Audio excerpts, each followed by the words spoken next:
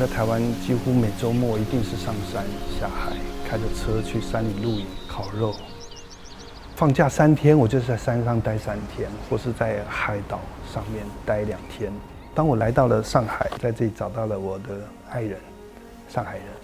然后我女儿也在上海出生，所以就慢慢的就事业、朋友、家庭都在上海了，但是又忘不了自己热爱的那种生活的方式。所以我希望我的生活是一直在跟自然是能够融合在一起的。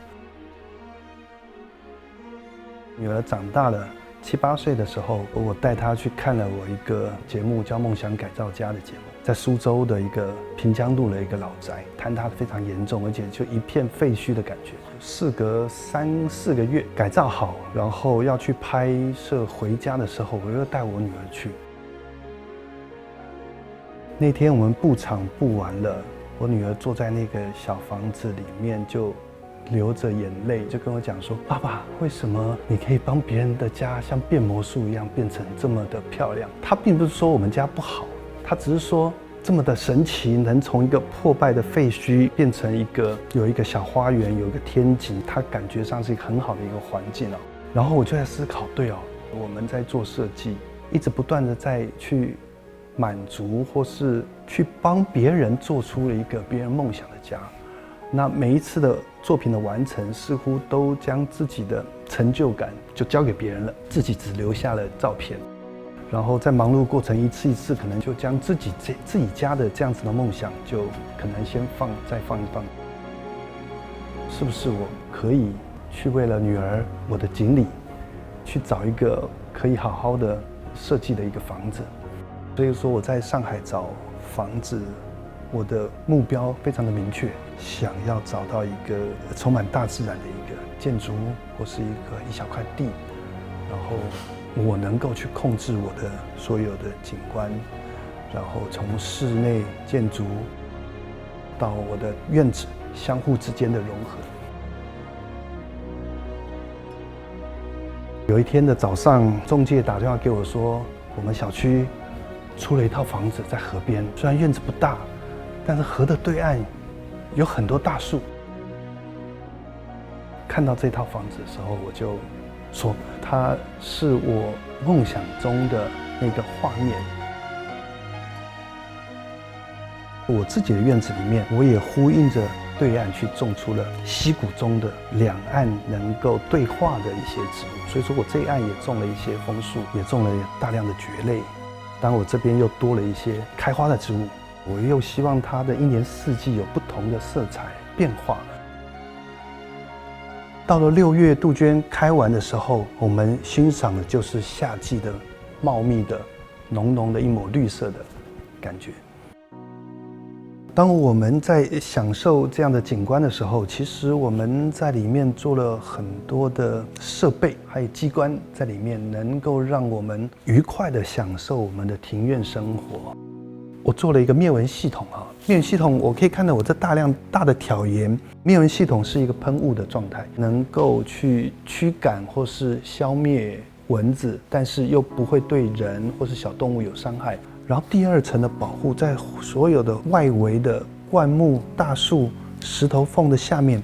又布了第2层的防蚊喷雾，在树丛下面。因为我有养锦鲤，它的过滤仓，其实过滤仓里面会有很多的蚊子的幼虫在下面产卵，我就在所有过滤仓里面放养食蚊鱼。很多的大树或是石块的后面，我都放了2氧化氮的捕蚊灯，这个捕蚊灯会模拟动物所释放出来的2氧化碳和它的温度，去吸引蚊子。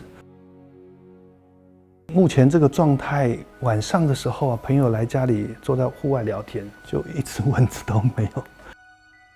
氛围的营造是全方面的，它不单纯指的是材质、材料或是某方面的质感，这个只是一个部分而已。我们可以看到，像我的家里面，所有的材料几乎都是哑光，不然就是蛋壳光。我又希望我的建筑的表皮能够融入或是延伸到我的室内，所以我的建筑的外墙和室内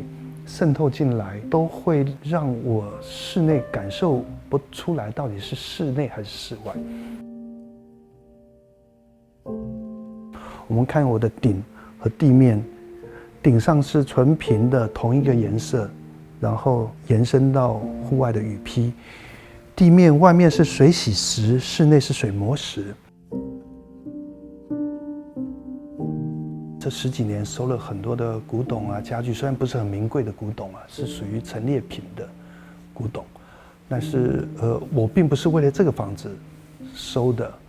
也不是这个房子开始设计时候收的，都已经有7、8年、10几年的时间了，所以它一直在我心中的一种我认定的一种兴趣，或是氛围，或是那种质感。